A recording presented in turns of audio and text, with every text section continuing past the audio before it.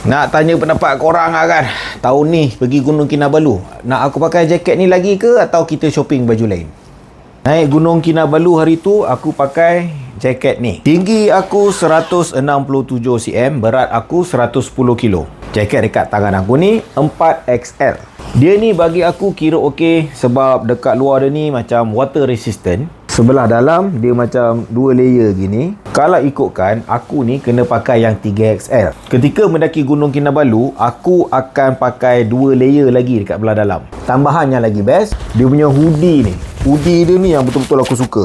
Zip dia bagi aku sedap-sedap bila dia boleh tinggi macam ni. Kita nak tutup seberhabis boleh, tutup sebanyak boleh. Dia claim lah waterproof, tapi aku yang pakai, aku rasakan tak. Cumanya korang kena ingat, pada harga dia ni bukanlah fully waterproof. Artinya kalau hujan tu, pastikanlah anda kena ada poncho, anda kena ada payung, anda kena ada kasih sayang.